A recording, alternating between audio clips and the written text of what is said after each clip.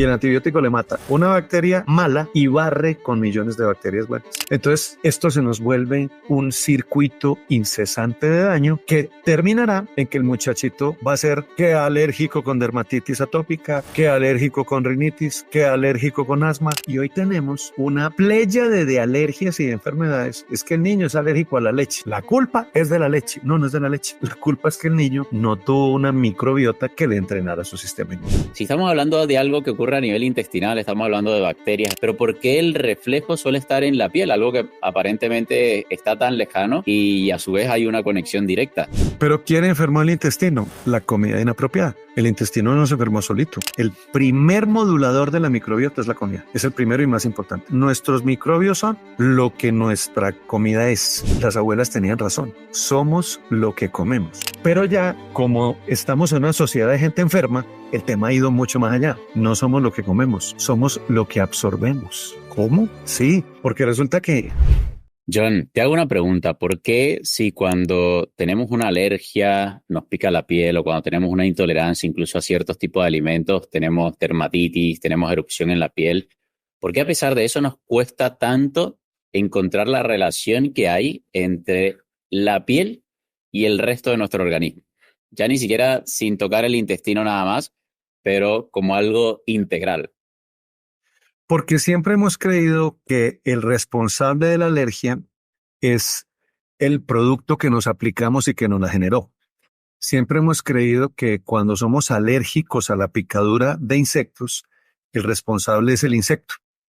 Que si somos alérgicos a los camarones, el responsable es el camarón. Que si somos alérgicos a X, Y o Z producto cosmético que se aplique a una mujer, a un labial que le inflama el labio, que el culpable es el labial. Y resulta que no. El culpable, como todo en la vida, además que lo saben los místicos desde hace 1000 años, la culpa siempre es de uno. ¿Por qué? Porque la pregunta que nos tenemos que hacer es, ¿por qué yo soy alérgico a los camarones y mi mamá no o mi papá no?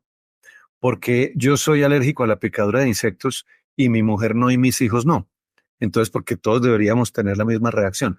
Todo se debe a que nuestro sistema inmune tiene dos tipos. Uno que se llama el sistema inmune innato, que es el que nos va a defender, está entrenado para defender de todo lo que hay. Y otro que es el sistema inmune que aprende, el adquirido. Y ese sistema inmune que aprende, el adquirido, hay que educarlo. Hay que mandar al sistema inmune a la escuela. Y los profesores de esa escuela son los microbios.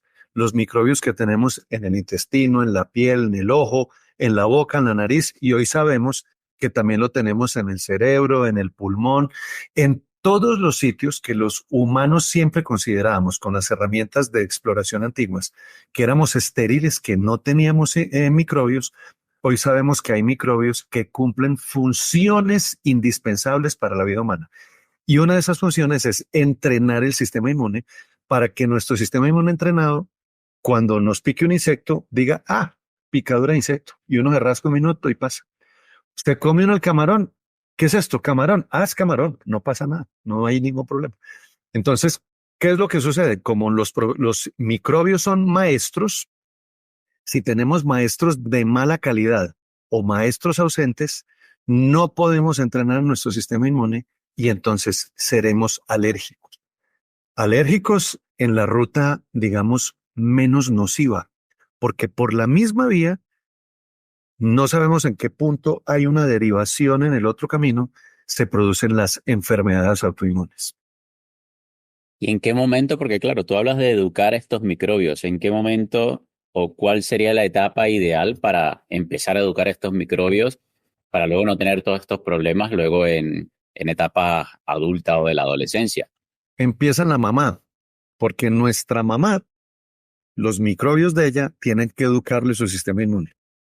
El sistema inmune, bien o mal educado de la mamá, va a transferirse al bebé en el embarazo y los microbios que la mamá tiene ella van a ir generando el aprendizaje para el sistema inmune de su hijo en su vientre.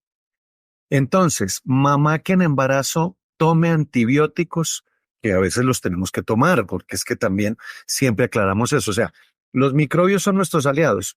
cambió por completo la perspectiva que teníamos desde que Louis Pasteur en el siglo XIX, junto con Robert Koch, un alemán, empezaron a hablar de la teoría infecciosa de las enfermedades.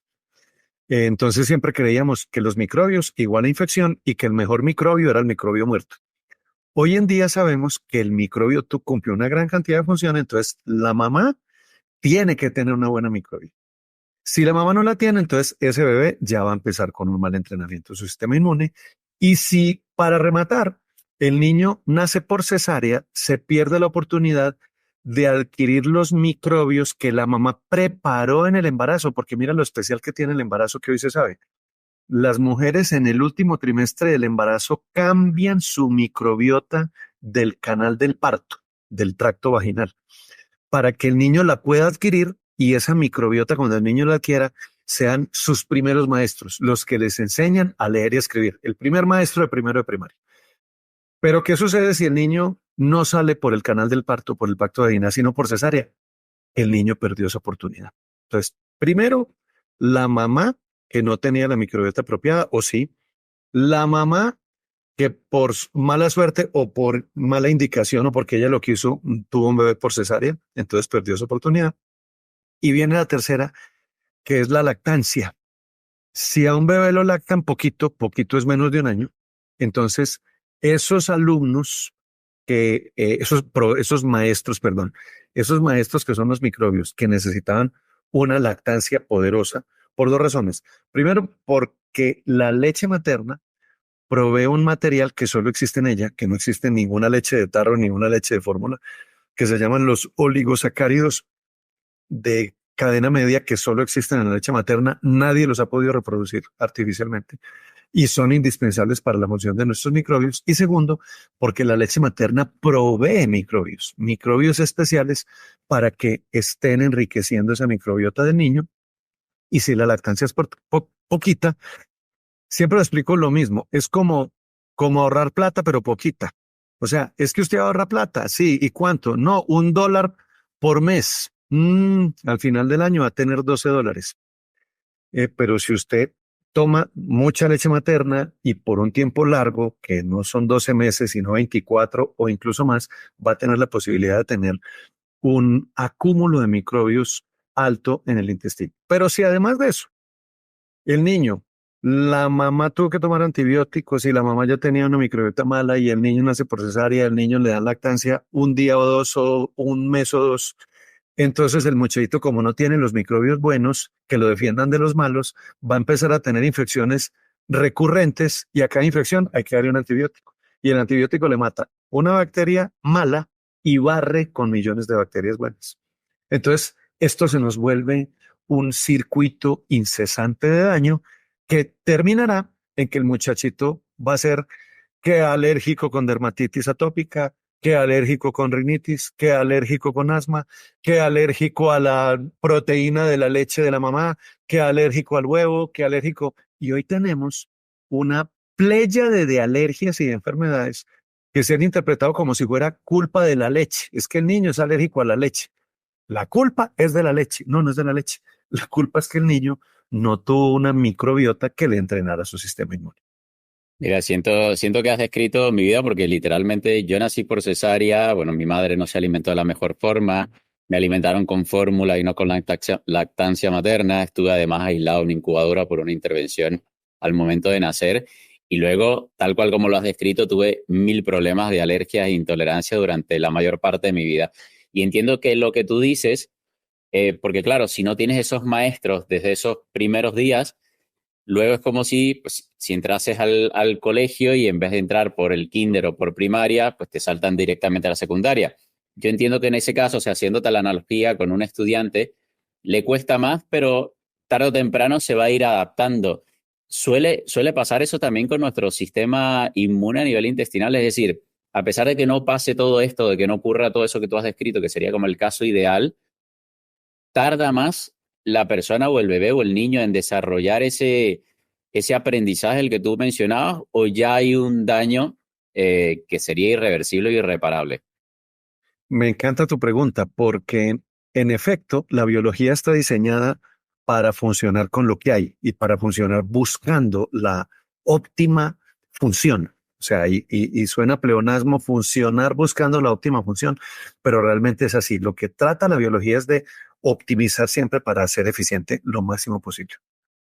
Entonces el niño no fue a primero de primaria y no le enseñaron ni a leer ni a escribir, ni a sumar ni a restar. Entonces, ¿qué sucede? Que cuando el niño no sabe leer ni escribir, ni sumar ni restar, está en segundo de bachillerato y le dicen, bueno, mijo, 2 más 2, 5. A partir de ahí, toda la operación va a ser forzosamente equivocada.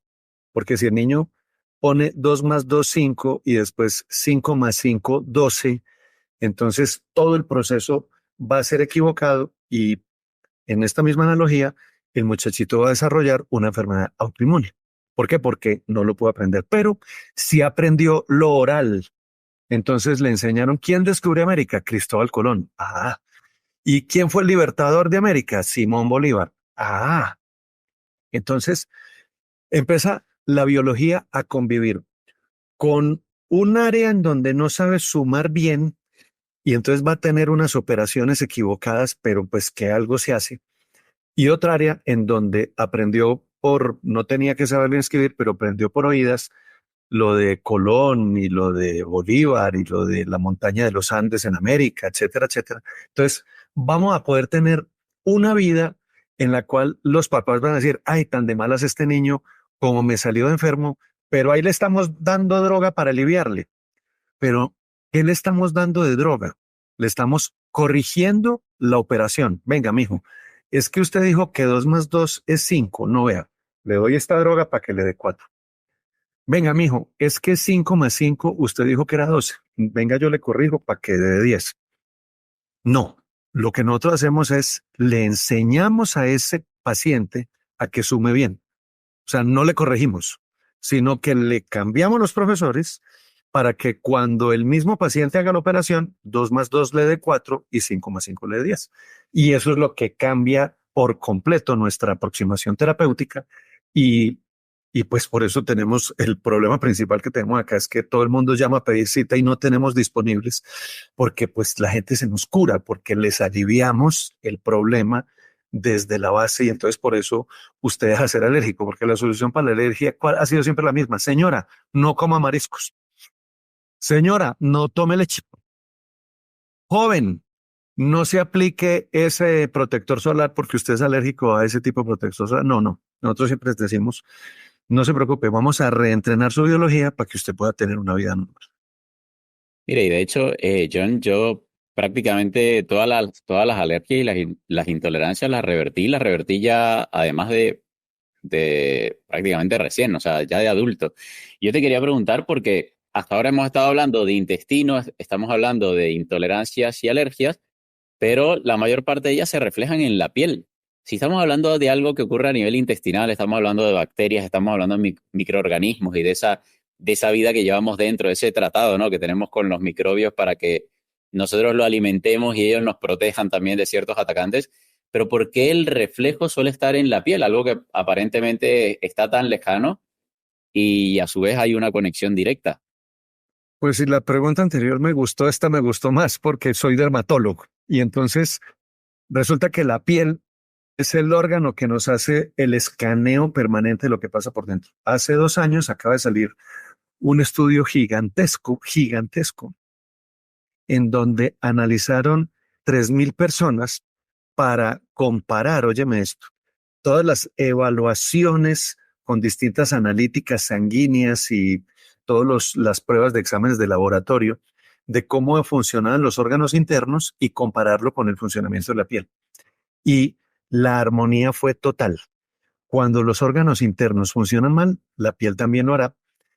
Y se confirmó lo que los abuelas desde hace siglos dicen cuando se encuentran a alguien en la calle muy deteriorado y muy envejecido. No es que esa persona ha sufrido mucho, es que ha sido muy enfermo, es que ha sido de muy mala vida. Muy mala vida siempre se refiere al trasnochador, parrandero, mujeriego, irresponsable. Entonces, todo eso deteriora los órganos internos y en la piel se ve el resumen de todo. Entonces, los dermatólogos hoy utilizamos la piel como el escáner para mirar lo que pasa en nuestros órganos. Y de hecho, una de las afecciones más frecuentes que existe hoy entre las mujeres del mundo occidental, bueno, y del mundo en general, es la disfunción del ovario. Entonces, una mujer no le funciona el ovario, pero ella, ¿por qué consulta? Un día dice, es que llevo 10 años de casada y no me he podido embarazar. Ah, es que es infértil. Otro día va y dice, no, es que llevo 15 años que se me cae el pelo y me estoy quedando calva y, es que tiene alopecia. Otro día va y dice, es que, mire, tengo 40 años y me sigue saliendo acné como si fuera una mechita chiquita. Otro día va y dice, tengo un sobrepeso, no como nada, hago ayuno, me hago dietas y nada que bajo de peso. Y resulta que todas estas cosas que acabo de mencionar, más otras que no voy a alcanzar a mencionar al día de hoy, son producto de la disfunción ovárica. Y cuando uno tiene disfunción ovárica, es producto de la disfunción de la microbiota que se llama disbiosis. Entonces, y todo lo que dije se ve en la piel. La calvicie, en los barros, la piel grasosa, la mujer barbuda, todo se ve, la rosácea, todo se ve en la piel. Entonces, mm, el tema es que hoy la piel se nos ha convertido en el revelador del proceso de función endógena en donde acabo de hablar de la disfunción ovárica, pero todos los trastornos hormonales en hombres o en mujeres los vamos a ver en la piel. Y todos estos trastornos hormonales pueden ser defectos en las hormonas sexuales como andrógenos y estrógenos que tumban el pelo, sacan más pelo de la cuenta. Defectos en las hormonas tiroideas que producen hipo o hipertiroidismo y que también lo vamos a ver en la piel porque la piel se va a resecar o la piel va a descamar en exceso. Entonces, tenemos la piel como el gran lector y cuando hablamos del proceso de envejecimiento, hay enfermedades que conocemos como un modelo acelerado de envejecimiento. Por ejemplo, la diabetes es una de ellas. En la diabetes, a uno todos los órganos se le envejecen a 5 veces la velocidad. De hecho, un diabético de 20 años es como si tuviera 80, porque tiene una cantidad, pues cuando digo el diabético que nació siendo diabético, porque tiene un proceso de deterioro biológico. Eso se ha logrado controlar mucho hoy en día, pero digamos en la medicina de hace 20, 25 años, era un diabético de 20 años era una persona que tenía órganos de una edad de 80 y por eso se morían antes de los 30. Mm, y esos modelos acelerados de envejecimiento los vemos en la piel y entonces por eso, pues tú lo ves cuando tú te encuentras con tu compañero del colegio y tú dices, uy, Dios mío, a este hombre, ¿qué le pasó? Que parece 50 años mayor que yo. Y para eso tú no le hiciste ningún examen clínico, ni tienes que ser dermatólogo siquiera. Solamente con observarle su cara, hiciste un diagnóstico de envejecimiento precoz. Y ese diagnóstico de envejecimiento precoz no es solo por fuera, también es por dentro. Cuando tú ves una persona que está envejecida, por fuera y por dentro. Y hay unas amiguitas que normalmente desdeñamos y que creemos que es solo para pintar, las uñas. Las uñas son reveladoras de una gran cantidad de alteraciones internas y por eso para nosotros evaluar las uñas es una forma extraordinaria de hacer muchos diagnósticos del funcionamiento interno de una persona. Mira, John, me gustó la palabra, de hecho la apunté por aquí, de que hablaras de que la piel era el revelador de muchas cosas que estaban ocurriendo dentro. Y yo siempre lo he visto, sobre todo, bueno, por la historia de mi vida, lo que me tocó vivir y los síntomas de alergias, intolerancia, enfermedades autoinmunes, de que es la forma también en la que el cuerpo te habla, porque al final nuestro cuerpo no habla nuestro lenguaje, no habla español, no habla inglés, no habla ningún idioma. Entonces, claro, la forma en la cual él se puede expresar para que uno le preste atención, ¿cuál sería la forma más obvia? Pues obviamente algo que tenemos mucho más a mano y mucho más a la vista. Entonces, que sea como ese revelador, quiere decir entonces que la piel es el reflejo de lo que puede estar ocurriendo dentro, ¿no? A nivel de salud metabólica y hormonal, como lo has comentado. Pero además de salud inmunológica, porque me encanta contarle esto a mis amigos de otras especialidades. El sistema inmunológico de la piel en células tiene 10 veces más células que el sistema inmunológico de la sangre. Entonces, mire que la gente siempre dice, no es que las defensas de la sangre se le bajaron, no es que la sangre tiene muy poquitas defensas, no se preocupa por ellas porque sabe que la piel es la que la está defendiendo. ¿Y por qué la piel la defiende? Porque la piel es la frontera. La piel es la frontera. Entonces, los países que tienen en un aeropuerto tienen un control fronterizo. Entonces, en el control fronterizo es, venga, señor, usted no puede entrar a este país porque usted no puede entrar ese material extraño que trae en su maleta, usted no puede traer. Los chilenos, o tú que ahora estás en Chile, son particularmente puntillosos de controlar su agricultura, evitando que les lleguen plagas del exterior. Y entonces tienen un control muy riguroso en el aeropuerto. La piel es eso, la piel es un control fronterizo y por eso tiene un sistema de defensas 10 veces más potente que el de la piel, que el de la sangre. Y con eso la sangre está tranquila. La sangre dice, yo no tengo ningún problema porque la piel tiene todo bajo control para que los enemigos no se me metan. Pero hay algo que hay que señalar y que hay que, para utilizar la misma palabra, revelar. Todo es bidireccional. Todo en biología es bidireccional. Entonces, los órganos internos se dañan y dañan la piel y viceversa. Cuando tú dañas la piel, también dañan los órganos internos. Y entonces la forma más frecuente de dañar la piel, siempre todo el mundo dice, ah, no, es que es el sol y que yo me asoleo más de la cuenta. No, no, es bañarse con un jabón en barra. El jabón en barra es un álcali y el álcali es una molécula tan alcalina que cambia por completo el funcionamiento de la piel, que tiene que ser ácida. Y nunca creemos, la piel es tan potente que se nos repone de ese daño alcalinizador todos los días en la mañana, que eso pueda implicar un gasto energético en esa reparación que va a afectar los órganos internos, y lo logra. Entonces, para eso se creó, de hecho, es un invento hecho en Colombia. Yo me siento muy orgulloso siempre como latinoamericano de decir que aquí no solo producimos políticos zampones y delincuentes, sino que también tenemos científicos que estamos tratando de crear soluciones, que se inventaron aquí en Colombia una cosa que se llama un protonador. ¿Que es un protonador? Una molécula que cuando tú te bañas con ella, te recupera la acidez de la piel. Yo me baño porque yo participé, estuve en el grupo de investigadores que creamos el protonador.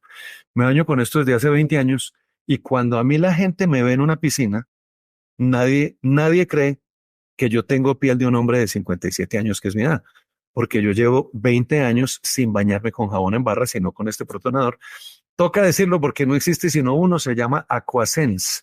Y ese Aquasense, pues, es la molécula que es la que nos va a evitar que se nos alcalinice la piel, que se mantenga ácida, y una piel que se mantiene ácida mantiene óptimas todas sus funciones. Y la función que más nos empieza a interesar a partir de cierto momento en nuestra vida, se frena el proceso de envejecimiento cutáneo en la velocidad que normalmente debería tener. Mira, y ya que hemos estado hablando, claro, ahora de afecciones en la piel, todo lo que hemos mencionado, ese reflejo, ¿no? De todas esas cosas que pueden estar ocurriendo dentro. ¿Cuál es entonces el problema de que si estamos viendo que la piel es simplemente el reflejo, es el revelador, es el mensajero, bueno, es el mensaje? ¿Cuál es el problema de tratar de todas esas afecciones desde allí, desde la piel, y no irse a la causa raíz? Sí, yo siempre digo lo mismo, es como cuando uno tiene una fuga de gas en el piso 25 de un edificio y hay un incendio y mandamos bomberos y helicópteros y todo para que echen agua en el piso 25. No, no, si tú no cierras el grifo de gas abajo en el piso 1, pues el incendio va a seguir teniendo combustible para funcionar. Entonces, lo que nosotros hacemos es curar las moléculas. O sea, entendemos que las afecciones inflamatorias que hay en la piel vienen desde adentro y cuando curamos esas moléculas internas, el paciente mejora de la piel, pero además dice, oiga, doctor, casualmente, mira, estábamos revisando aquí un mensaje que nos llegó anoche de una paciente que es corredora de Ironman y nos dijo, no vengan, yo de verdad que yo quiero dar mi testimonio de que con la medicina de ustedes yo pude volver a ser corredora porque yo no podía, no soportaba sino 7 kilómetros de trote. Y un Ironman, tú tienes que trotar, andar en bicicleta, nadar. Y lo que hacemos cuando recuperamos las moléculas no es solamente aliviar la piel, es aliviar toda la biología. ¿Pero Y por qué no cuando, soportaba? Por la porque afección. el deterioro físico que sentía al empezar el trote, el cansancio, el deterioro, el dolor muscular y una gran cantidad de funciones, pero ella nos consulta por una afección cutánea que resulta que cuando le hacemos el interrogatorio le decimos, no, mija, es que su problema no está en la piel. Usted tiene inflamadas todas sus moléculas y por esa misma razón es que no va a poder volver a correr ni a participar en estos eventos de atletismo de alto rendimiento. Y lo recuperó. Y eso que no lleva sino 3 meses de tratamiento con nosotros. 3 meses es apenas el inicio, porque realmente nuestra terapéutica que se basa es fundamentalmente en suplementos nutricionales. Es una terapéutica que dura lo que un embarazo, 9 meses, porque hay que volver a nacer. Realmente de eso se trata. ¿Y cuál es el papel que juega la alimentación en todo esto? Central, Justa- es central. Porque, pues, O sea, porque tú antes hablabas de que uno no, y de hecho, bueno, antes de empezar la entrevista estuvimos hablando de la leche, por ejemplo, de los mariscos también al inicio de la entrevista, pero tanto como agresor o como parte de la solución, ¿cuál es el papel que juega? Porque si al final hay algo que allí fuera, era lo que tú decías, de repente, bueno, yo lo comprobé en mi caso, yo no toleraba la leche, lo hablábamos antes también de entrar a la entrevista, yo cambié el tipo de leche que tomaba y me di cuenta que la toleraba sin ningún problema. Entonces, ¿cómo también determinas a través de la alimentación cuál es realmente el agresor o si realmente es el terreno donde está entrando ese agresor es lo que hay que solucionar? lo primero es que la producción de alimentos depende de la industria agroalimentaria. Entonces, primer cambio que tuvo la humanidad fue a partir de 1907, si lo recuerdo bien, fue cuando, o antecitos de 1900. No, eso bueno, lo revisamos después. Es cuando el hombre, a través de una reacción que hoy se conoce en química como la reacción de Haber-Bosch, logramos crear urea. La urea es una molécula absolutamente indispensable. Bueno, urea le decimos en Colombia, en otros países le dicen urea. Mm, la urea fue lo que permitió que se salvara la agricultura en un planeta que se estaba llenando de habitantes, porque la urea se obtiene por una reacción, se saca nitrógeno de la atmósfera del aire y con la reacción de Haber-Bosch se produce urea para poder echar en la tierra y ahí aparecieron los monocultivos.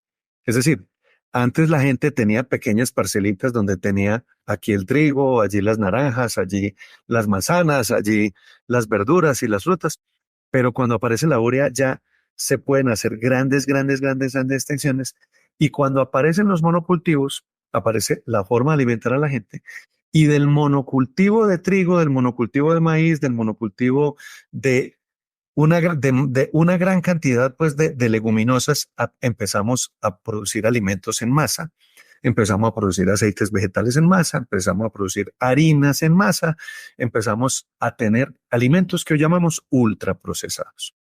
Entonces, primer impacto de la alimentación es que la gente cree que come bien, pero lo que no han averiguado es de dónde viene la comida. Viene de un monocultivo que tuvo que pasar por un molino para que tuvieras un alimento ultraprocesado. A eso agregaré lo segundo, y es que esos monocultivos, claro, como eran tan grandes, las plagas descubrieron que tenían allí su festín.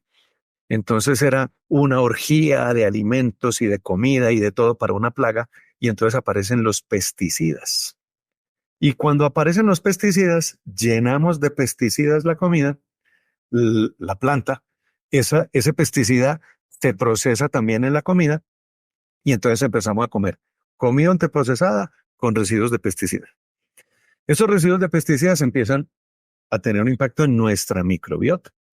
Y entonces todos decimos, sí, que la comida es importante, pero entonces, ¿qué comida comes y de dónde es que la traes? Este es el primer mensaje. Pero viene lo otro. Resulta que la población empezó a crecer porque tuvimos una gran revolución que fue una revolución de salud pública. Miren, dos cositas cambiaron para siempre la expectativa de vida. Una, lavarse las manos, porque la gente no se lavaba las manos. Y dos, hervir el agua, porque la gente tomaba el agua así como venía. Con esas dos herramientas de salud pública, incrementamos la expectativa de vida 20 a 25 años. Pero además, aparecen los acueductos, entonces ya tenemos agua potable, o sea, todo es salud pública. Y entonces cuando tenemos esa mejora en la expectativa de vida, mm, como ya vivimos más años, empiezan a aparecer enfermedades que no nos esperábamos. Es que mira, la expectativa de vida en el año 1900 era 35, 38 años en el planeta. Y hoy en día la expectativa de vida está por el orden de los 80, 85. Entonces, empezamos a tener un conocimiento de nuevas enfermedades que nos conectan de nuevo con la alimentación. Y es, oiga, hombre, ¿qué es lo que tenemos que comer? Entonces, claro, resulta que para alimentar a los 8.000 millones de habitantes que hay en este planeta, ya no alcanzaba con la comida que había, entonces empezaron a combinar razas y a hibridizar las vacas. Entonces hoy una vaca hace un siglo producía 5 litros de leche y era muy buena.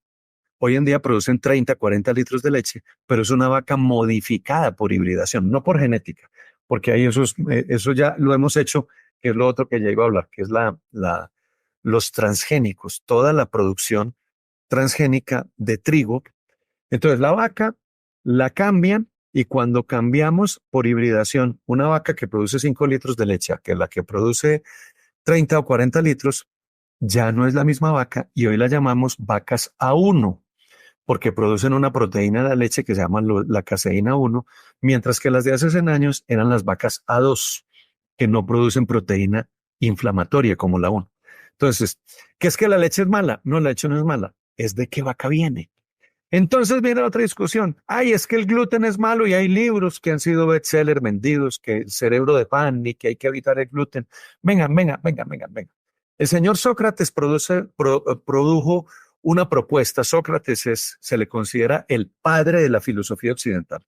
500 años antes de Cristo, Sócrates propuso una herramienta que él llamó la mayéutica, filosofía socrática o método socrático, lo van ustedes a oír inventar, y es hágase preguntas. ¿Cómo así que hoy en día todo el mundo es alérgico al gluten y hace 100 años nadie?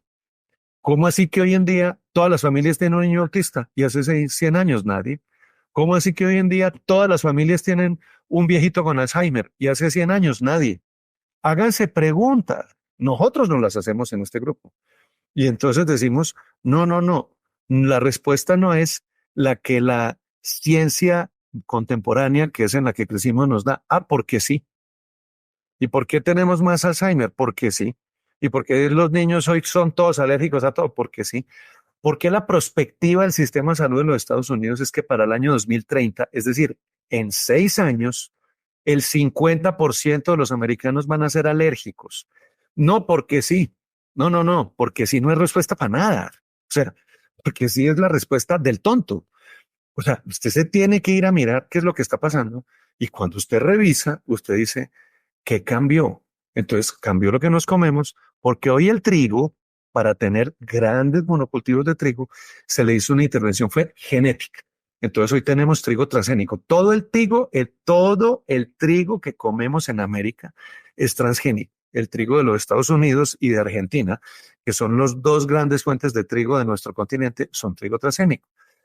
Entonces, ¿qué es que hay que dejar de comer pan? No, hay que dejar de comer pan que venga de un trigo transgénico, porque el trigo transgénico tiene hasta 5 veces más gluten que el trigo de hace 100 años, que es el trigo de Francia. En Francia es prohibido el trigo transgénico. Entonces la Y gente es que dice, por eso, perdón que te interrumpa, y es que por eso yo veo mucha gente que, norteamericanos, que van a Europa y toleran bastante bien el pan, la pizza, la pasta. Y claro, ahí es donde tú te das cuenta de que el problema es lo que tú decías. O sea, suelen haber obviamente dos problemas detrás. La salud intestinal, que también tiene que ver, y de dónde venga el trigo con lo que estás preparando y qué tanto procesamiento tenga ese producto final que te estás comiendo. Entonces, claro, entendiendo estos distintos factores es lo que hay que ver, lo que tú decías, si realmente es el alimento, es la persona o es una combinación de ambos y cuál es el camino a solucionarlo, ¿no? pero ¿quién enfermó el intestino? La comida inapropiada. El intestino no se enfermó solito. La microbiota, el primer modulador de la microbiota es la comida. Es el primero y más importante. O sea, nuestros microbios son lo que nuestra comida es. Y por eso es tan importante contarle a la gente cuando dicen, no, es que a mí me hicieron un examen de microbiota que me encontraron X, Y o Z alteración. No, no, no, no, tampoco. Porque resulta que la microbiota cambia según lo que tú comas. Si tú al desayuno comiste huevo con cereal y con yogur griego de leche A2, la que no inflama, tu microbiota cambió. Pero si al almuerzo te comes papa con yuca, con plátano, con arepa, que es lo que comemos venezolanos y colombianos, y con carne de res o de cerdo, de pollo, eso va a cambiar la microbiota de cada persona. Entonces, eh, tu alimentación va a definir también tu salud intestinal. Entonces, mira cómo al final las abuelas tenían razón. Somos lo que comemos.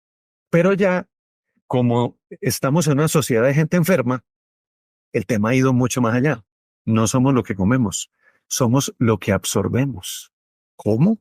Sí, porque resulta que si tú y yo estuviéramos juntos en Santiago de Chile y nos fuéramos a comer cualquier filete de esos extraordinarios pescados del Pacífico chileno y nos hacen una medición sanguínea a la hora de lo que tenemos en sangre, los dos vamos a tener nutrientes completamente distintos y nos comimos el mismo pescado.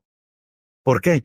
Porque cuando modificas tu microbiota, que va a modificar tu intestino, vas a cambiar tu mecanismo de absorción de nutrientes. Y cuando cambias tu mecanismo de absorción de nutrientes, vas a empezar a producir un déficit nutricional acumulado en la vida. ¿A qué se refiere este déficit nutricional? Tú tenías que sacar todos los días en un almuerzo 500 de selenio, solo obtuviste 8. 500 de zinc, solo obtuviste 12. 500 de magnesio, solo obtuviste 30. Entonces ahí aparece tu segundo diagnóstico, que se llama una malnutrición intracelular. Y cuando uno tiene una malnutrición intracelular, la biología, y ya lo habíamos dicho, trabaja con lo que hay. Ella trabaja con lo que hay. O sea, yo necesito 500 de selenio, pero me llegaron 8, yo trabajo con estos 8. Y cuando trabaja con lo que hay, ella es bregando a solucionar problemas y a tapar rotos y aliviar líos. Y eso va a producir tu tercera enfermedad, que se llama la inflamación crónica de bajo grado. Y cuando tú tienes una inflamación crónica de bajo grado, es como si estuvieras todos los días viviendo a fuego lento, viviendo a fuego lento con un incendio permanente en toda tu biología, y ese incendio permanente en toda tu biología va a generar una gran cantidad de enfermedades que por fortuna nosotros los dermatólogos las vemos en la piel y entonces las podemos detectar antes de tiempo, antes de que tus órganos internos saquen la mano y se deterioren definitivamente.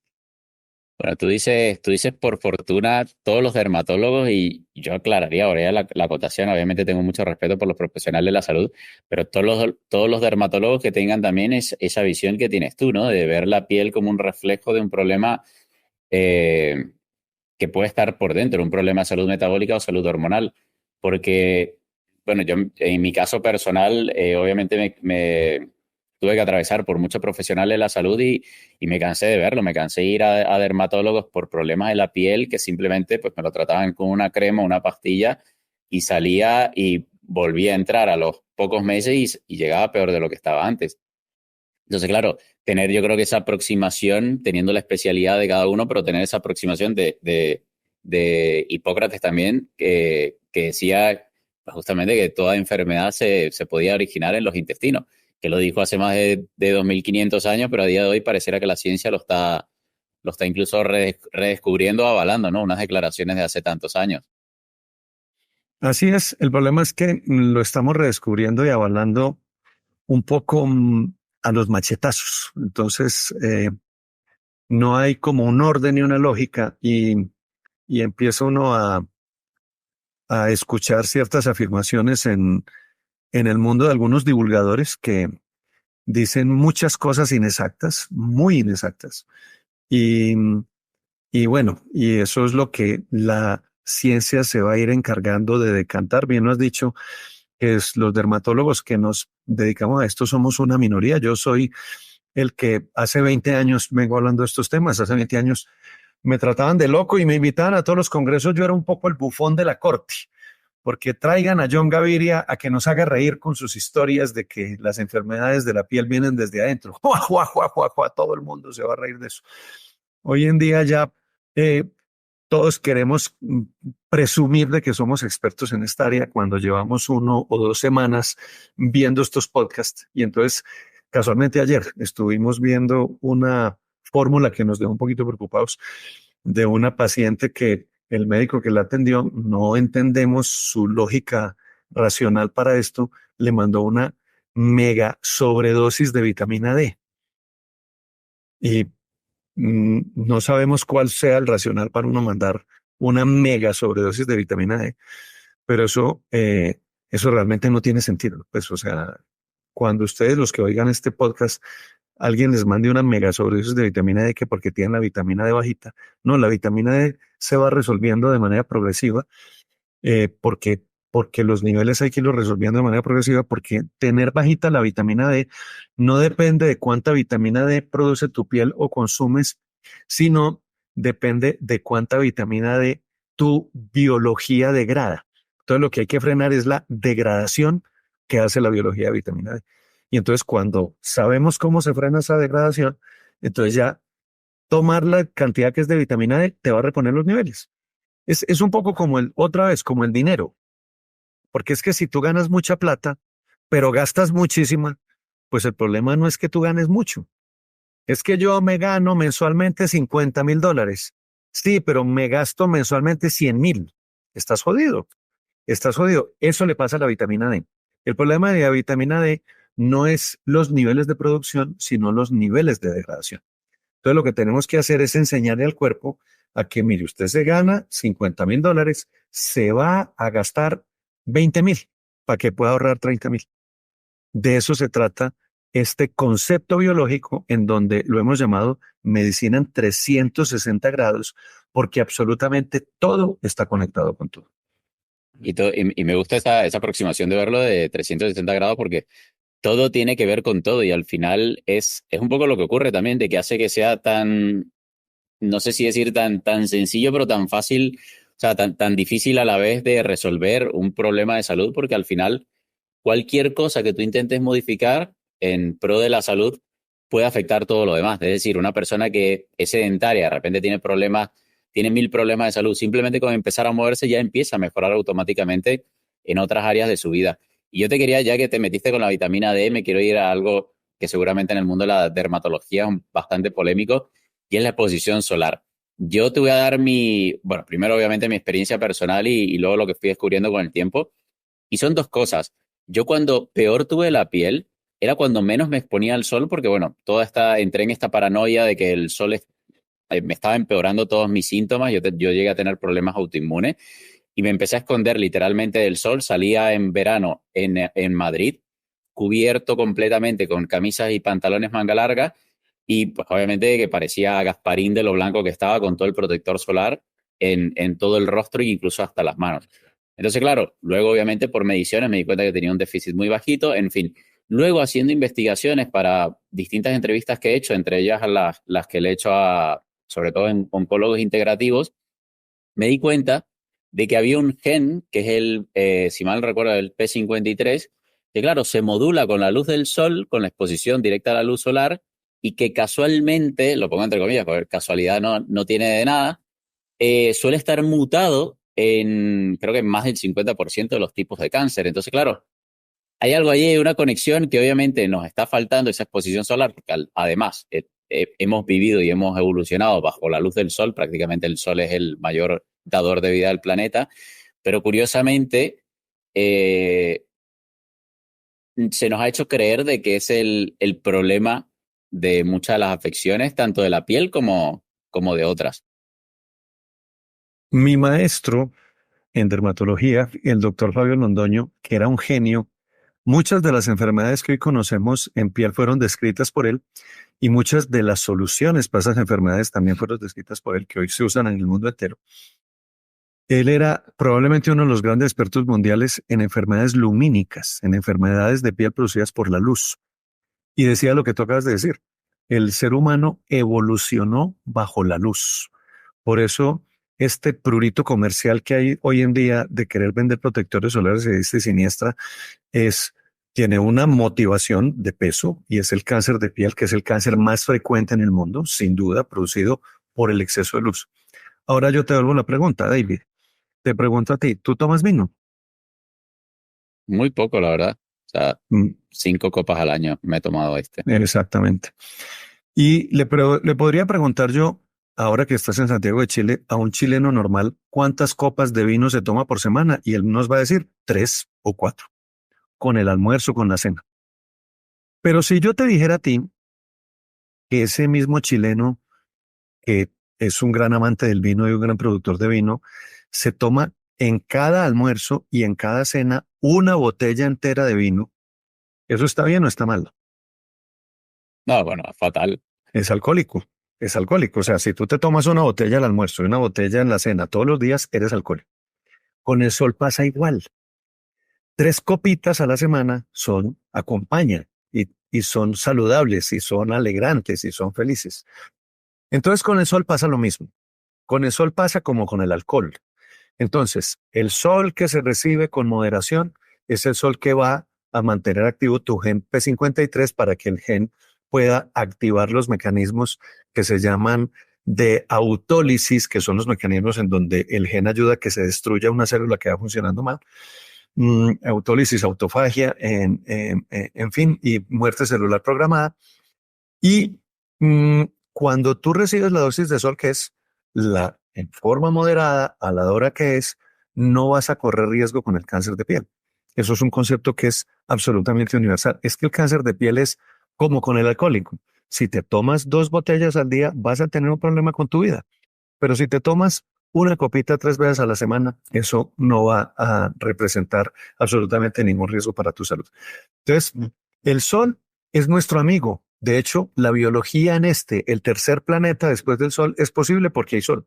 Porque si no, no sería posible que se diera la fotosíntesis en las plantas, y es la fotosíntesis en las plantas el origen de todo el proceso biológico que nosotros tenemos, porque la planta se la come la vaca la vuelve carne, nosotros comemos la carne y así se va a dar el circuito universal.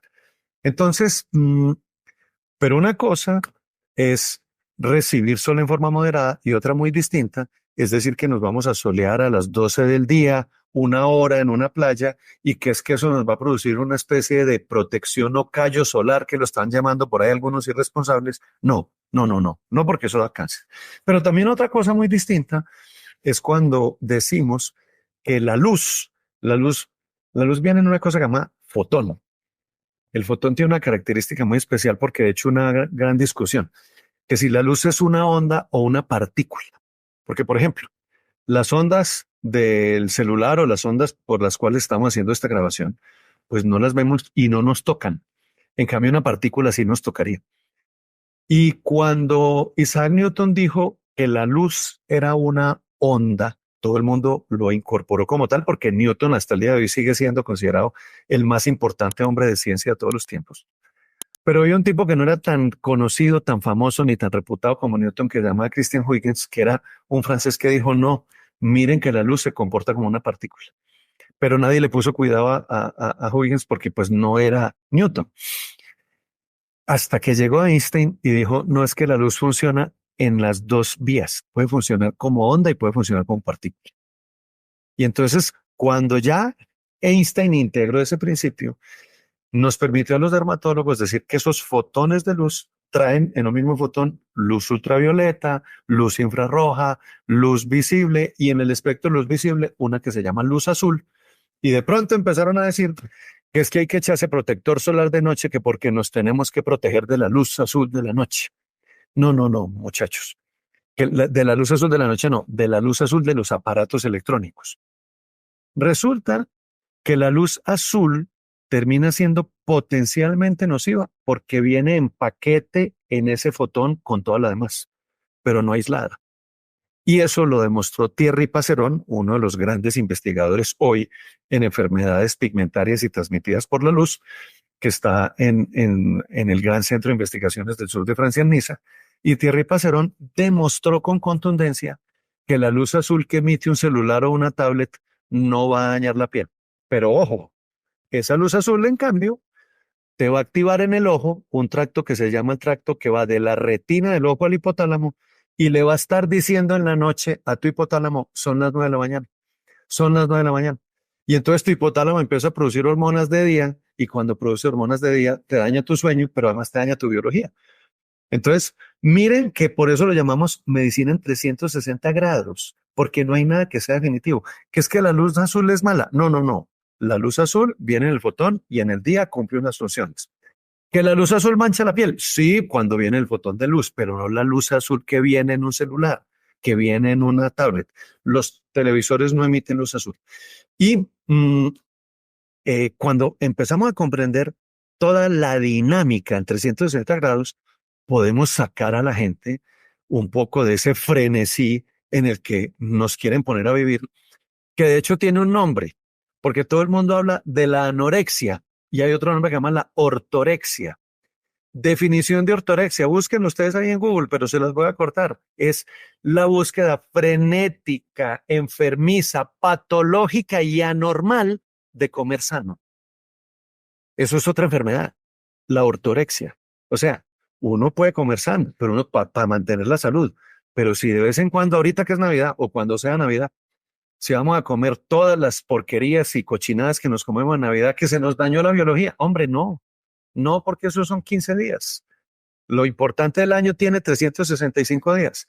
Si tú de esos 365, 350 tienes unos buenos hábitos, digamos 330, no porque tengas un 10% de días que te descuidas, se te va a dañar la vida. No, la ortorexia es otra enfermedad. Entonces, ¿para qué comemos bien? Para que el día en que nos toque comer mal, pues no nos enfermemos. Mira, de hecho hay un estudio interesante porque la mayor parte de las personas piensan, o sea, y quiero destacar lo que tú comentabas de de, del que comer bien, obviamente si tú llevas todo el año, que son 52 semanas, tus 51 semanas o 50 semanas o 49, 48, las que fuesen, estás haciendo lo correcto, la mayor parte de las, estás haciendo lo que deberías hacer en pro de tu salud, realmente lo que hagas en esa semana de Navidad, fin de año o esas 2 semanas o incluso, que es lo que habla el estudio, ha demostrado que desde Thanksgiving Day hasta incluso pasado fin de año, no es lo que hace que una persona termine con sobrepeso y obesidad. Es ese trato que tienes o esos insultos contigo mismo sostenidos en el tiempo. O sea, el aumento realmente a nivel porcentual de lo que ocurre entre Thanksgiving y fin de año es muy poco, no hace la diferencia. El problema está en que tú sostienes eso a lo largo de los años, o sea, a lo largo del año y a lo largo de los años, y se va multiplicando y se va potenciando. Y a eso lo unes con dietas extremas, dietas con déficit obviamente calórico muy pronunciado, con déficit nutricional, sedentarismo, etcétera, etcétera, etcétera. Entonces así es como una persona delgada termina con obesidad, con sobrepeso, obesidad, incluso con un problema patológico detrás. Entonces entender eso yo creo que, y llevándolo también al tema del sol, yo por lo menos, bueno, siendo venezolano, creo que en Colombia la cultura un poco es similar. El problema también está en lo que tú mencionabas, no es el sol el culpable, porque al final el sol es el máximo dador de vida en este planeta. El problema es la relación que tenemos con el sol. Si una persona que de repente se la pasa todo el año entre cuatro paredes en una oficina, que es la cultura que teníamos nosotros en Venezuela, y luego en agosto, en el mes de mayor intensidad solar, te vas a la playa y te metes un intensivo de exposición solar todos los días durante 15 días, durante las horas de mayor exposición, pues obviamente ahí hay un problema. Yo lo vi, de hecho, hace un par de años yo vivía en México y veía como los europeos, en pleno invierno para ellos, porque era diciembre, se venían a Yucatán, a la zona sur de México, se exponían y se iban de allí, John, o sea, literalmente con quemaduras de piel. Apoyados, Sí, apoyados, se apoyados. montan en el Y avión, claro. todo el rostro. Entonces, claro, si esa persona luego tiene un problema de piel, un cáncer de piel en el futuro, la culpa fue del sol. Y no, la culpa es de la biología. Si tú biológicamente estás adaptado a un entorno, porque si tu fenotipo, si vienes de un país nórdico, obviamente no puedes pretender en una semana adaptarte al sol que hay en un país del Caribe tan cerca a la línea ecuatorial. Entonces yo creo que es un poco también la relación que estamos teniendo con el sol a día de hoy, una relación irresponsable, eso quiero aclarar también. Relación que se nota, ya que hablamos de la vitamina D, porque con la migración que hoy tenemos en los países escandinávicos, por ejemplo, hoy están llenos de negros, de gente de raza negra. Y el negro es negro porque tiene una defensa biológica para el exceso de sodio. Y esa es la razón de ser evolutiva por la cual existen los distintos colores de piel. Pero cuando tú vives en Oslo, Noruega, o en Copenhagen, Dinamarca, pues resulta que allá están a oscuras 9 meses del año. Entonces estos muchachos que son escandinavos, que nacieron allí como proceso de la migración, que son suecos, que son noruegos, que son daneses, tienen problemas de vitamina D. Y resulta, ¿por qué? Porque es que su biología no está adaptada para vivir en esos lugares en donde nunca hay sol. Entonces mira que todo es bidireccional. Entonces no es que vamos a escondernos del sol a partir del día de hoy, que vamos a tener la frenética búsqueda de evitarlo a como dé lugar, que por eso, no, no, no. Todo tiene que ver con todo y todo en su justa proporción hace parte de una biología normal. John, ¿qué papel juega el estrés en todo lo que hemos estado hablando? Porque al final hay mucha gente que, bueno, sufre un periodo de estrés, tienes una pelea, te deja, no sé, tu pareja o incluso te botan del trabajo y hay personas que reflejan enseguida en, bueno, en acné, en, ¿sabes? Todo este tema de esa expresión a nivel de la piel. Pero bueno, luego estábamos hablando de que era un problema más bien interno. ¿Qué papel juegan la microbiota bueno, y el estrés, las emociones en todas esas expresiones en las enfermedades de la piel? Mira esto, qué cosa tan espectacular. Uno de mis maestros en este tema de la microbiota es tu amigo Gabriel Vinderola, que también ha estado aquí invitado. Y con Gaby hablamos mucho de estos temas porque pues él finalmente está en laboratorios y yo estoy con pacientes y nos retroalimentamos muchísimo con toda esta información. Y miren, media hora de estrés cambia tu microbiota de una manera dramática, quedas con otra microbiota. Pero viceversa, una microbiota dañada no produce los neurotransmisores que son el combustible para que tu cerebro funcione normal. Entonces, lo que hablábamos al principio, un niño que nació por cesárea, que no lo lactaron, que le dieron múltiples antibióticos y que nunca se comió una verdura, es un muchachito que desde los 15, 20 años dice que es ansioso, dice que es angustiado y es porque como tiene dañada la microbiota, simplemente no produce los neurotransmisores, como yo digo, el neurotransmisor de la frescura, de la tranquilidad, el de me importa 5, que también lo necesitamos tener, pero resulta que eso se produce es en la microbiota. Se sabe, por ejemplo, que una persona que le tiene miedo a volar en avión, esa persona tiene tanto miedo desde que llega al aeropuerto, tiene tanto miedo cuando se monta en el avión, y si ese avión tiene cualquier turbulencia, su miedo se exacerba de tal forma que cuando le hacen una cuantificación real de qué es lo que pasó con su microbiota, desde antes a después, la cambió por completo. Entonces, empezamos a ver lo que vemos aquí en nuestro centro de investigación.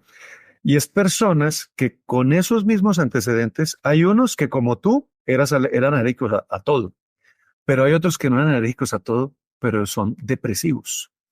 Y les aliviamos la microbiota, les aliviamos la producción de neurotransmisores y les empezamos a dar herramientas para que puedan, hoy que tienen montada una estructura y una respuesta hormonal de estrés, les damos herramientas para que no respondan tanto de estrés, para que no vuelvan a dañar la microbiota. Estas personas salen de la depresión. Entonces, lo tenemos en la vida real, pues lo tenemos incluso uno de nuestros médicos que siempre me dice, le autorizo para que revele que yo soy el mejor resultado porque este muchacho médico es un depresivo medicado, era medicado, ya no es medicado para depresión, porque le aliviamos las moléculas y cuando le aliviamos toda su producción de neurotransmisores endógenos, pues ya no es depresivo. Obviamente eso es todo un proceso, eso no es magia, esto no es brujería, esto no es adivinanzas, esto no es mandando megadosis irrelevantes e inexplicables de vitamina D que porque la tiene bajita, no. Esto es ciencia que requiere el conocimiento de la filigrana de la construcción de un rompecabezas, que es un rompecabezas que en 360 grados te reconstruye la biología y hace que una persona depresiva deje de serlo. Mire, de hecho, bueno, has mencionado dos cosas que yo las sufrí. Bueno, sufría de ansiedad. Obviamente, claro, en la peor etapa de mi vida, todos esos problemas a nivel intestinal se reflejan en la parte emocional y luego se retroalimenta, porque la parte emocional, lo que tú bien decías, afecta a la microbiota y pues al final termina generando más ansiedad. Y también le tuve miedo a volar, pero o sea, John, me daba un pánico. O sea, el nivel de ansiedad que yo sentía era de semanas antes incluso de tener el vuelo. Era impresionante. Yo incluso retrasaba el tener que comprar el boleto porque yo sabía que en el momento en el que yo comprara el boleto de avión, y viajo mucho, de hecho, el año donde más miedo a volar le tuve, me habré montado en más de 100 vuelos.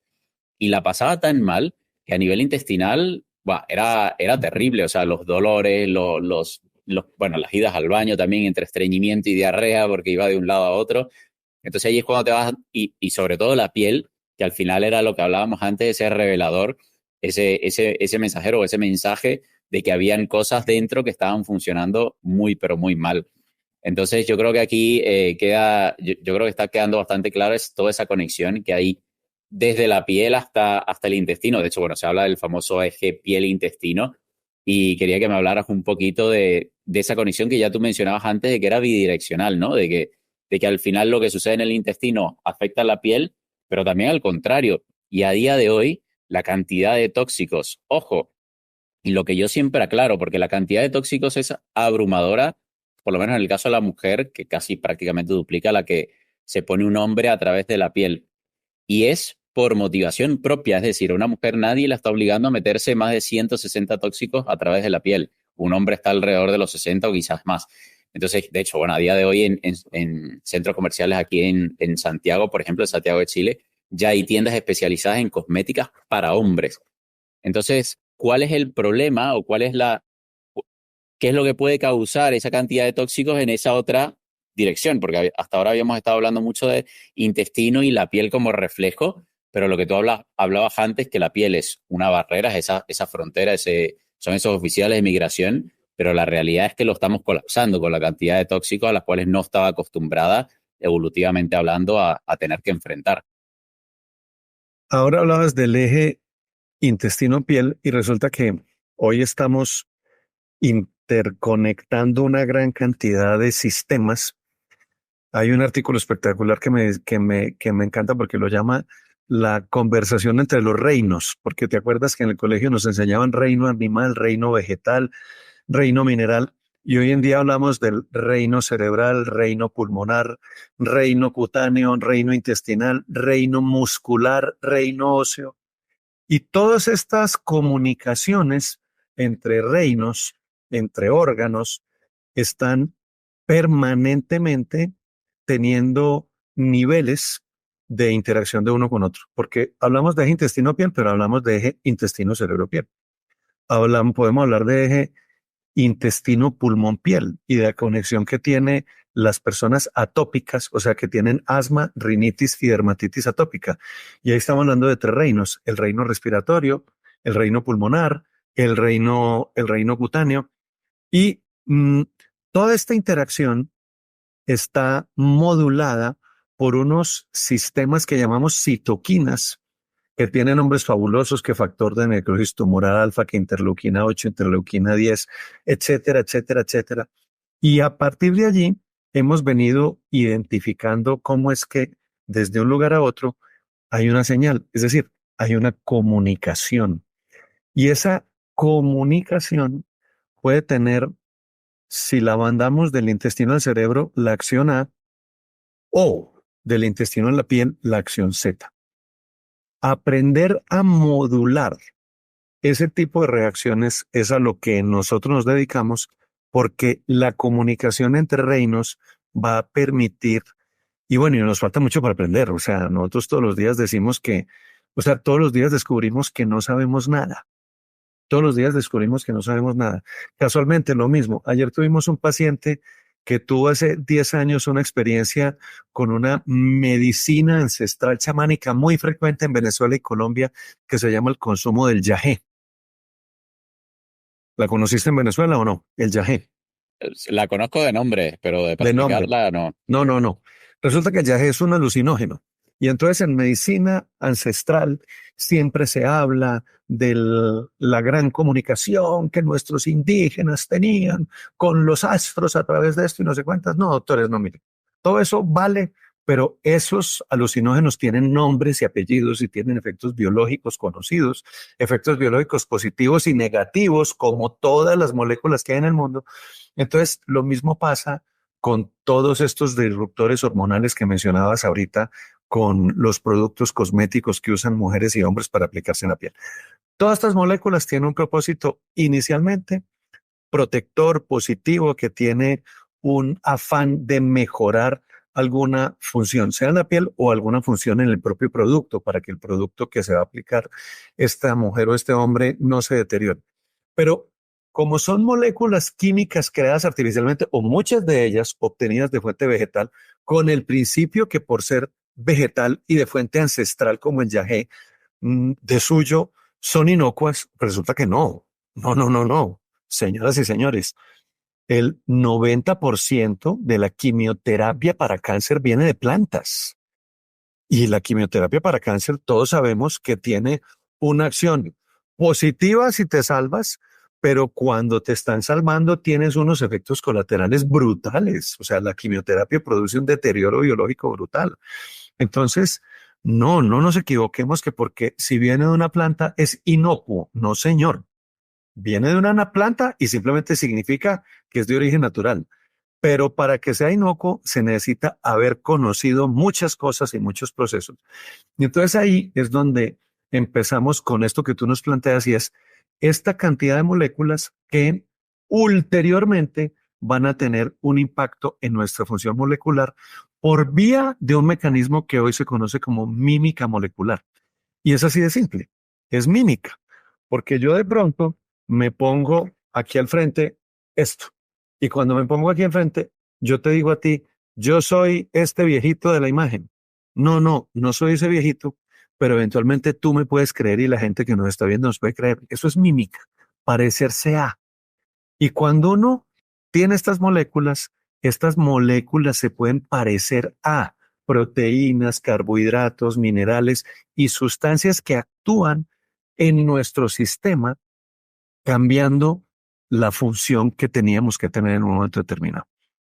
Y podemos utilizar ese conocimiento en mímica molecular para obtener un resultado positivo, pero hay que saber cómo. O sea, no es, vuelvo y pongo el ejemplo, tómese una megadosis de vitamina D. No, hay que saber cómo interactuar en esa mímica molecular para que obtengamos un beneficio positivo. Lamentablemente, hoy muchas de las moléculas que vienen en cosméticos que están avalados por las autoridades sanitarias de todos los países del mundo, tienen ese impacto que lamentablemente solamente lo vamos a poder medir varios años después. Es exactamente igual al impacto positivo que nosotros tenemos en nuestros pacientes cuando les ofrecemos aquí en nuestro centro frenar o reversar su curva de envejecimiento. Ellos van a notarlo dentro de 6 o 7 años, pero tenemos unos dispositivos ópticos que se los demuestra. O sea, en mis conferencias, cuando las doy a grupos de médicos, les digo, mire cómo era yo hace 7 años y mire cómo soy hoy, 7 años después. Sin duda, hoy me veo más joven que hace 7 años. Y lo que te decía al principio, si en mi piel me veo más joven es porque mis órganos están más jóvenes, pero cuando hacemos el interrogatorio de mi función orgánica o mi medición en analítica sanguínea, todos mis órganos están funcionando como de un muchacho de 28, pero eso es una perspectiva larga. Eso no se obtiene, eso no es magia. Eso toca persistir, hay que madrugar a hacer ejercicio, hay que comer a la hora que es, yo por ejemplo como solo 2 veces al día. Yo como en la mañana, al mediodía y no como más. Y ya. Entonces es 100. Ah, pero estoy en diciembre, no pasa nada. O me voy, me invitan a México, a Perú, a Europa, de como 3 veces al día. No pasa nada cuando interrumpo en varias semanas del año ese hábito. No pasa nada porque tengo un hábito globalmente orientado a mantener mi salud en óptima condición. Mire, ya que estás hablando de longevidad saludable y bueno, hemos mencionado antes el envejecimiento prematuro, ¿cuál es el problema de intentar frenar o revertir ese envejecimiento prematuro que ya comentábamos, que viene pues seguramente de problemas de salud hormonal, metabólicos, etcétera, a través únicamente de tratamientos con cremas y poco más? Porque realmente yo creo que lo que tú hablabas antes lo quería conectar con lo que mencionabas antes. Yo creo que el mayor miedo realmente a día de hoy, sobre todo en mujeres, lo veo yo trabajo con personas con sobrepeso y obesidad, pero el 80-90% de nuestros clientes son mujeres. Y el mayor miedo de ellas es el envejecimiento, sobre todo, bueno, las arrugas en la piel y de allí a que utilicen tantos productos cosméticos y por otra parte, de que le huyan también a la exposición solar. Entonces, ¿cuál es el problema de únicamente intentar revertir o frenar ese envejecimiento prematuro, que, bueno, por algo se llama prematuro, está cada vez llegando antes, únicamente a través de cremas o tratamientos de piel, que es un poco lo que está promoviendo, perdón, también la industria de la dermatología, pues, más allá de obviamente del approach que tienes tú como dermatólogo funcional. Siempre que me preguntan esas cosas, siempre tengo un paciente del día al día anterior, porque pues nosotros tenemos un centro con un número muy grande de pacientes aquí en todos mis médicos, porque todo el equipo médico que tenemos trabajamos en investigación y que ofrecemos soluciones, cuando tenemos pacientes particulares, los analizamos en una junta médica. Y ayer tuvimos una odontóloga que vino a ponerse Botox y que quería un ácido hialurónico para verse bien por fuera. Y en el cuestionario que nos llenó, esta mujer nunca en su vida se ha comido una ensalada en sus 58 años de vida. Pero además le dije, hágame este ejercicio sin impulsarse, levántese de la mesa, de la silla y vuelva y siéntese. Y repita eso 9 veces. Cuando iba en la tercera ya no era capaz de hacerlo. Entonces le dije, mire, yo le puedo ofrecer a usted con ácido hialurónico y con Botox una brutal mejora de su piel. Pero si no iniciamos un plan en el cual recuperemos su función muscular, recuperemos sus hábitos alimenticios porque usted no come ensalada, es una tontería que usted se quiera cuidar por fuera porque va a ser la viejita gachita con un bastón llegando a misa Toda estirada. con 3 personas que la carguen toda estirada. O sea, y todo el mundo le va a ver en su disposición de ánimo, su imposibilidad de atenderse por sí misma, de ser autónoma, pero toda estirada. Entonces, no, es un contrasentido, entre otras razones, porque cuando rejuvenecemos desde adentro, mejoramos tanto esa comunicación del reino interno con el reino externo, que el proceso de envejecimiento cutáneo se frena. Entonces, a mí, la gran satisfacción que yo tengo con los pacientes que no me conocen y que no saben mi edad es preguntarles cuánta edad me ponen. Y habitualmente me ponen 10 años menos de los que tengo. Sí, Y yo no te hacía de 57, la verdad, te hacía de 50 y pocos, mm, pero 57 nunca te hubiese calculado jamás. sí, y eso es porque el televisor lo envejece a uno un poquito más, la imagen en video. Pero cuando están enfrente, pues dicen, ay, ¿cómo así? Entonces, pero no es como me vea, insisto, es cómo funciono. Yo funciono como un muchacho de 28 años para todos los efectos. Entonces, eso es absolutamente mm, generador de lo que nosotros llamamos envejecimiento exitoso. Porque envejecimiento exitoso es las expresiones de un amigo mío, un geriatra de la Universidad de Harvard, que se llama Jacobo Hincapié Echeverry. Y el doctor Jacobo Hincapié Echeverry, que ahora lo puedas invitar aquí pronto, porque cuando hablamos de eso, porque él es geriatra de Harvard y oncólogo, fue el que me enseñó qué es envejecimiento exitoso. Es morir joven lo más tarde posible. Morir joven lo más tarde posible. De eso es lo que queremos, morirnos de 90 años o de 95 años, pero jóvenes. O sea, sin que nadie tenga que ver por uno.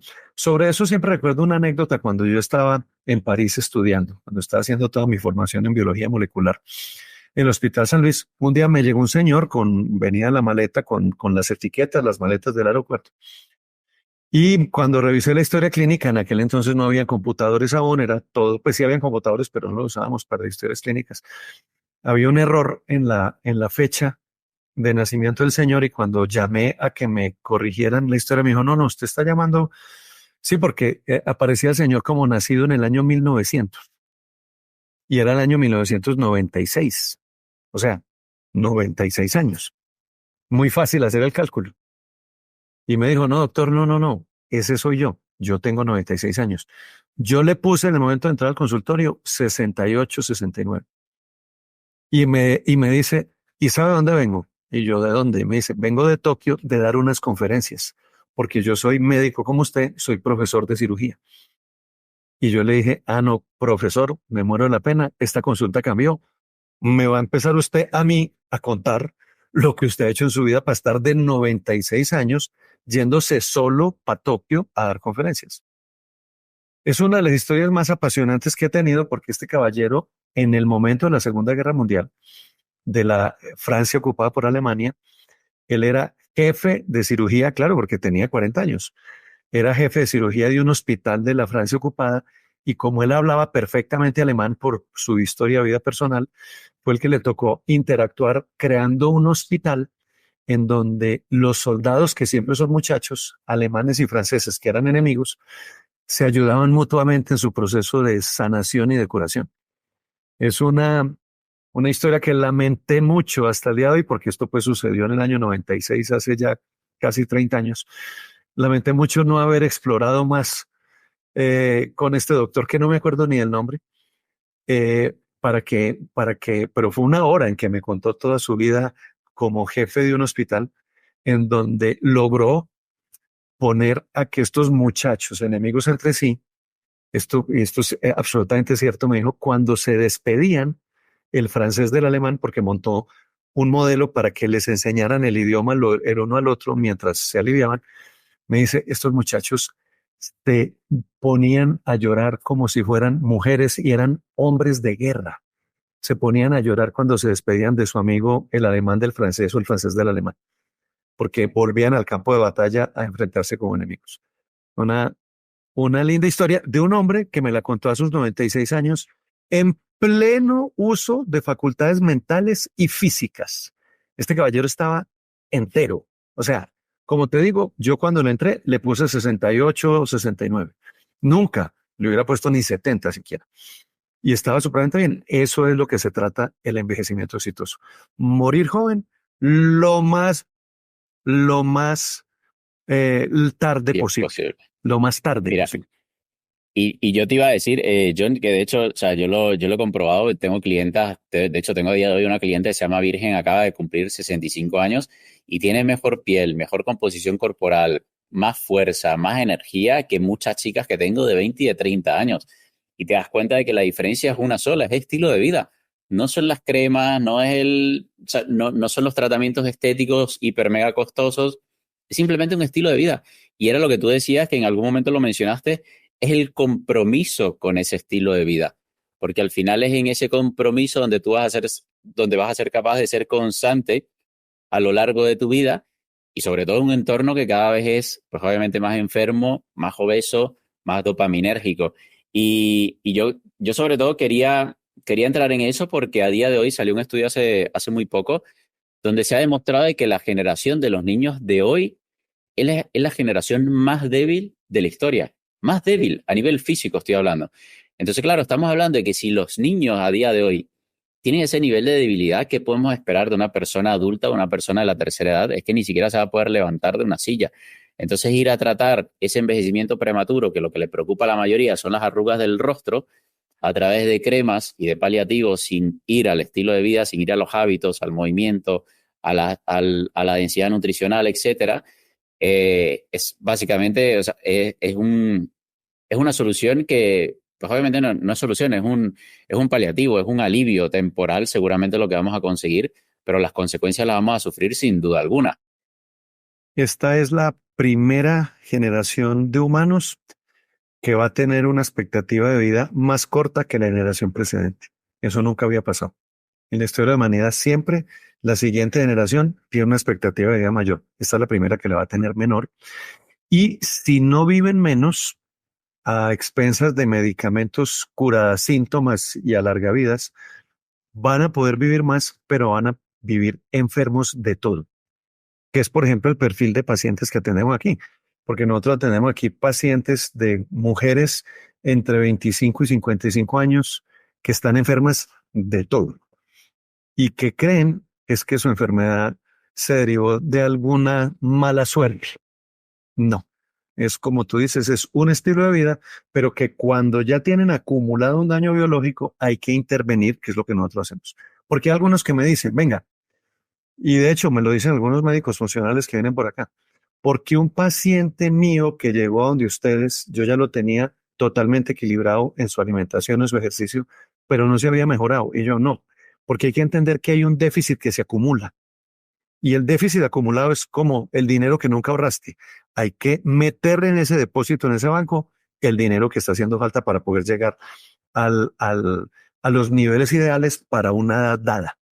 Entonces, en ese orden de ideas es que logramos reparar cosas que no se alcanzan a reponer solo con cambio en estilo de vida. El cambio en el estilo de vida es la base, pero nosotros tenemos que ponerle el adicional que hemos aprendido, que son las moléculas que logran activar la inhibición en su momento dado del factor de necrosis tumoral alfa, apagar las interleuquinas inflamatorias como la 6 para prender las antiinflamatorias como la 10. O sea, una gran cantidad de fenómenos que entre sí van interactuando y que solo con hábito de vida, con un daño biológico acumulado, no somos capaces de poner en óptima condición una salud de una persona. John, no me quisiera, o sea, no me quería despedir de la entrevista sin antes preguntarte por lo que es la generación de los niños COVID, porque al principio hablábamos de esa educación, ¿no? De la microbiota y de esa exposición también, que es importante a, al entorno, ¿no? Para justamente educar la microbiota, el sistema inmune, etcétera.